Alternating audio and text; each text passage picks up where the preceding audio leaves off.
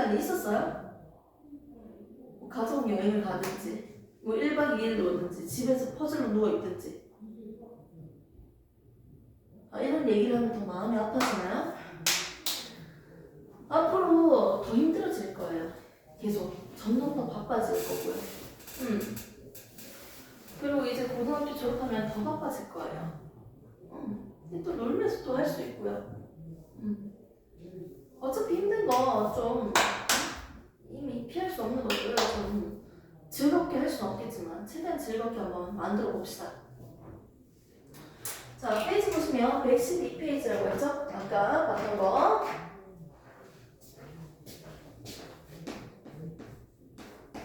(112페이지) 보시면 되고요. 일가 에너지 단원이었던 것 같아요. 일가 에너지. 자, 이번에는요 3단원에서 이제 마지막 부분이라고도 할 수 있는데 선생님은 지금 일을 하고 있습니다. 수업을 하고 있잖아요. 그럼 일을 하고 있는 거네요. 근데 과학에서 말하는 일은요 이겁니다. 물체가 있는데 물체를 에이샤 힘을 줘서 이동시켰어요. 이걸 일이라고 해요. 과학에서 말하는 일은 뭐다? 힘을 줘서 힘의 방향으로 이동시켰을 때 우리는 일을 했다라고 해요. 힘이 있어야 되고요. 이동거리가 있어야 됩니다. 내가 힘을 더 세게 줄수록, 힘을 많이 줄수록요 나는 일을 많이 했죠. 오케이? 힘을 많이 줄수록 일의 양이 많구나. 일을 많이 했구나. 내가 물체를 더 멀리 이동시킬수록, 이동거리가 클수록 나는 일을 더 많이 했어요. 커질 때 커진다. 얘들은 각각 무슨 관계다? 비례관계네요. 저 공식 적겠습니다. 그래서 내가 일을 얼만큼 했는데요. 일의 양은 뭐 곱하기 뭐다? 힘 곱하기 이동거리입니다. 그래서 외울 공식은 딱 두 가지가 있습니다. 3단원에서 우리가 외울 공식은 뭐다? 첫 번째, 속력은 시간분의 이동거리였고요. 자, 일의 양은요. 뭐 곱하기 뭐다? 힘 곱하기 이동거리다. 이렇게 외워주시면 됩니다. 됐습니까? 힘과 이동거리가 있을 때 우리는 과학에서 일을 했다라고 표현을 할 수 있고 일의 양은 힘 곱하기 이동거리입니다. 이게 바로 일이라고 하는데 그럼 내가 일을 하지 않는 경우 과학에서 말하는 일이 없어. 일을 안 했다. 일이 0인 경우를 한번 찾아볼까요? 일의 양이 뭐가 되는 경우? 0인 경우. 첫 번째, 힘 곱하기 이동거리가 일의 양이니까 뭐가 0이면 돼요? 힘이 0이면 되겠죠. 두 번째, 이동거리가 뭐가 되면 된다? 0이 되면 되겠죠. 내가 아무리 벽을 밀어도요, 칠판을 밀어도 밀린다 안 밀린다? 안 밀리잖아. 그러면 나는 일을 안 한 거예요. 아무리 내가 힘을 줘도. 오케이? 이동거리가 0입니다. 세 번째, 힘을 주고 있는 방향과 이동하는 방향이 수직일 때요.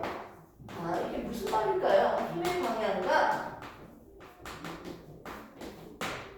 그리고 이동 방향이 수직일 때. 선생님이 무거운 책을 들고 가려고 하니까 너무 힘이 없어. 쓰러질 것 같아요. 이걸 들어야 돼. 그럼 어떻게 들까요? 이 무거운 책을요, 여러 겹이 이렇게 쌓여져 있다고 상상해보자. 나는 이렇게 책을 들 거예요. 이렇게. 무슨 느낌인지 알죠? 책 무거우면 이렇게 들 수 있잖아요. 그리고 나는 앞으로 걸어갈 겁니다. 됐습니까? 여기서 이 물체를 들어 올리는 힘의 방향을 볼게요. 무거운 책을 들어 올릴 때 나는 이 물체는 지구 중심 방향으로, 아랫방향으로 잡아당기는 중력이 발생하죠. 근데 내가 이 물체를 들어 올릴 거예요. 무슨 방향으로? 윗방향으로 힘을 줄 거예요. 이렇게 힘을 준 방향은 무슨 방향이다? 윗방향이다. 됐습니까? 그런데 내가 이동하는 방향은 앞으로 가고 있죠. 수평 방향으로. 됐습니까? 이렇게 힘을 준 방향과 이동한 방향이 수직이 될 때, 이때는 뭐가 된다? 일을 하지 않았다라고 표현합니다. 이거는 내 느낌적으로 얘기하는데, 이렇게 뒤에 들고 가는 것보다, 손을 막 들고 가고 이렇게 들고 가는 것보다 나는 어떻게 얘를 이렇게 들고 갔을 때 좀 덜 힘든 것 같아요. 이건 내 느낌적인 설명이에요. 실제로 이렇게 하시면 안 되고요. 선생님이 가방을 들어볼게요. 가방을 들었습니다. 이때 가방을 들어 올릴 때 힘을 준 방향은 윗방향이에요. 그리고 내가 이동하는 방향은 앞으로 가는 거예요. 즉, 수평 방향으로 가고 있습니다. 힘을 준 방향과 이동하는 방향이 어떻게 수직이 되고 있어요. 이때는 뭐 하지 않았다? 일을 하지 않았습니다. 일의 양이 0인 경우는 힘이 0일 때, 이동거리가 0일 때, 힘의 방향과 이동하는 방향이 수직일 때 일이 없다, 일을 하지 않았다 라고 표현할 수가 있어요. 그럼 지금까지 배운 거 한번 정리해볼까요? 과학에서 말하는 일, 그리고 에너지에 대해서 우리가 배워봅니다. 자, 일이라는 건 뭐다?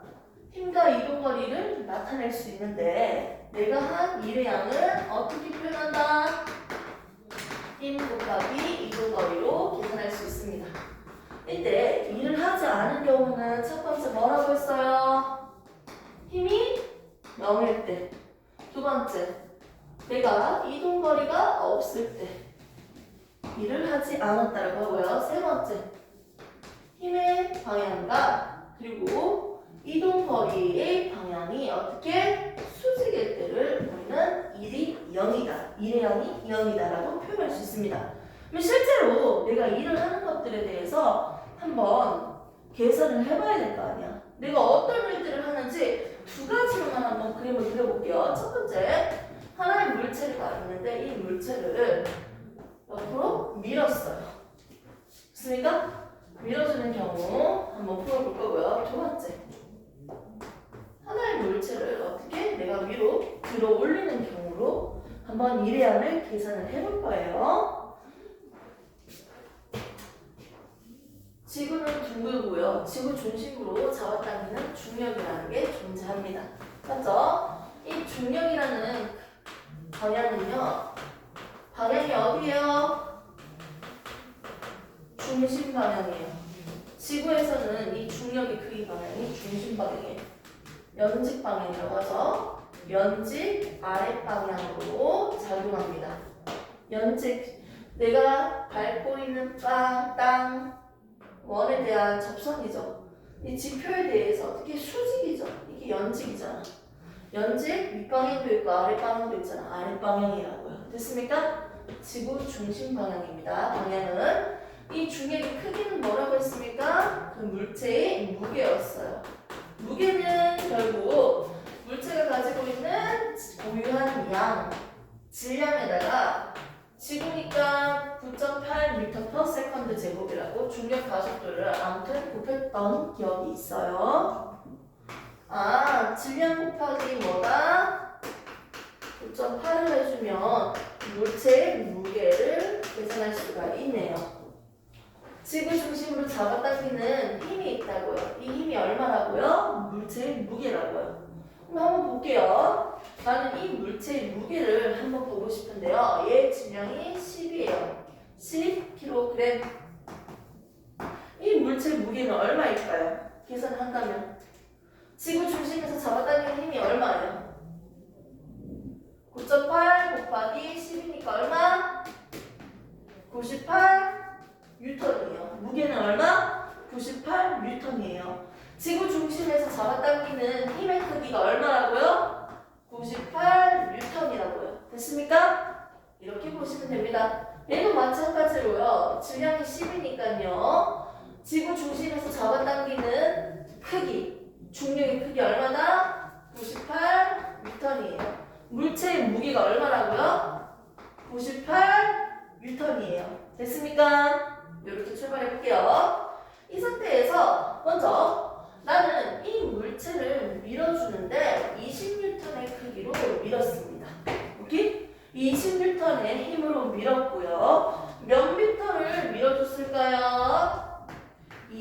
10N을 밀었습니다. 오케이? 그럼 내가 한 일의 양은 얼마일까요? 힘 곱하기 이동거리인데 어떻게 계산해요? 힘 얼마? 20N 곱하기 얼마? 20m 해주시면 400줄이 나옵니다. 됐습니까? 아, 이렇게도 계산할 수 있겠네요. 자, 그런데 이 물체에 자세히 보시면 내가 물체를 밀어줄 때요, 이 물체가 밀리지 않도록 방해하는 힘이 존재해요. 이 물체가 있는데 내가 밀어줄 때 밀리지만 운동 방향과 힘을 주고 있는 방향, 운동 방향과 반대 방향으로 방해하는 힘이 존재해요. 이 힘을 우리는 마찰력이라고요. 마찰력이 크기가 최대가 20N이라고 한번 해볼까요? 자, 그러면 나는 10N으로 힘을 줄게. 10N으로 힘을 주면 얘가 밀릴까 안 밀릴까요? 안 밀려요. 운동하는 방향과 물체가 이동하려는 방향과 반대 방향으로 작용하는 힘, 방해하는 힘이 마찰력이잖아. 이게 최대가 20이라니까?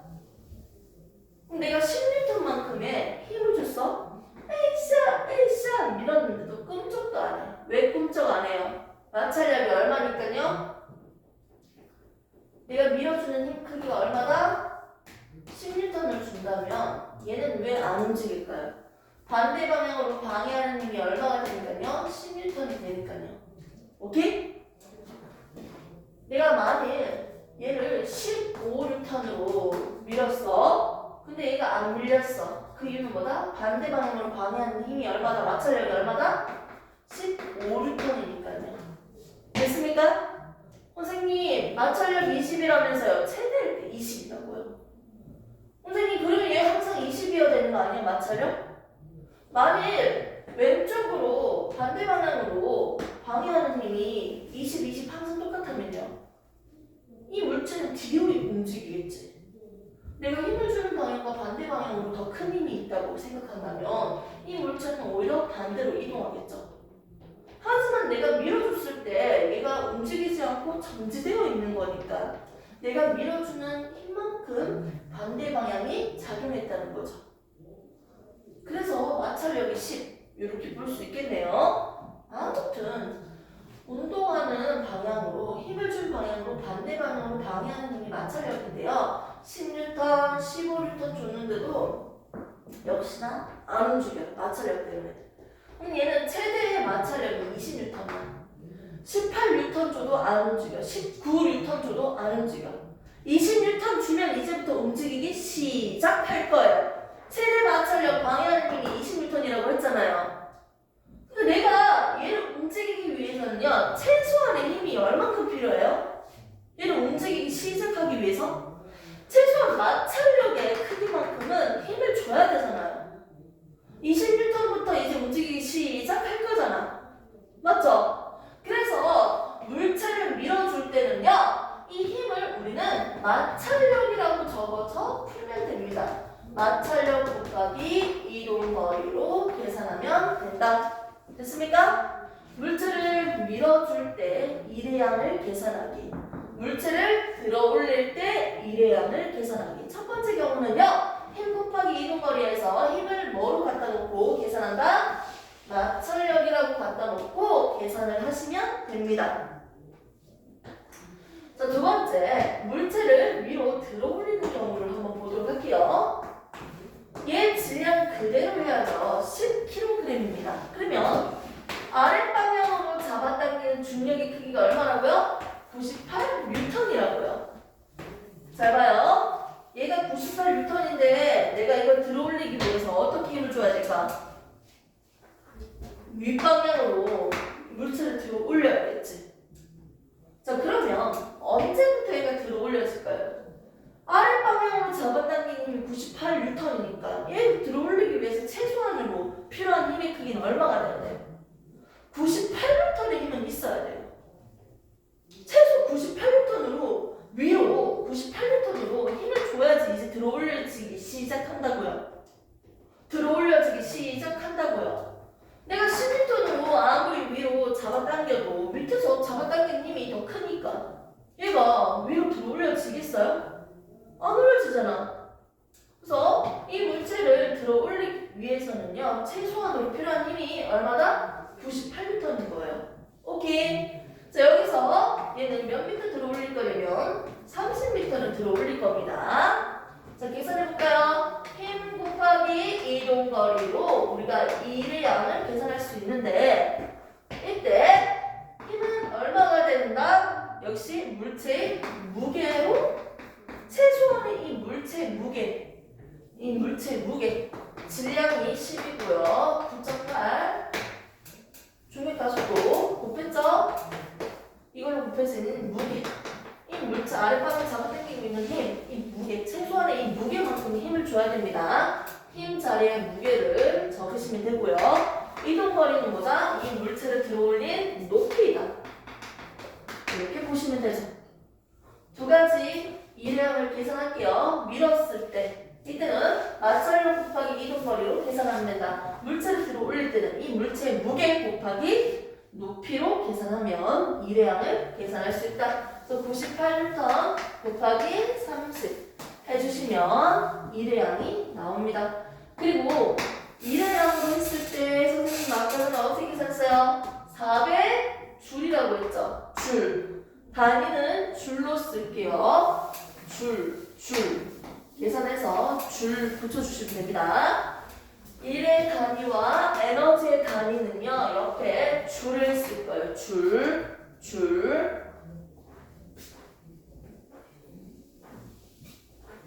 자, 머리 식힐 타임 잠시 가지시고요. 한 2분 뒤 나머지 친구들 합시다.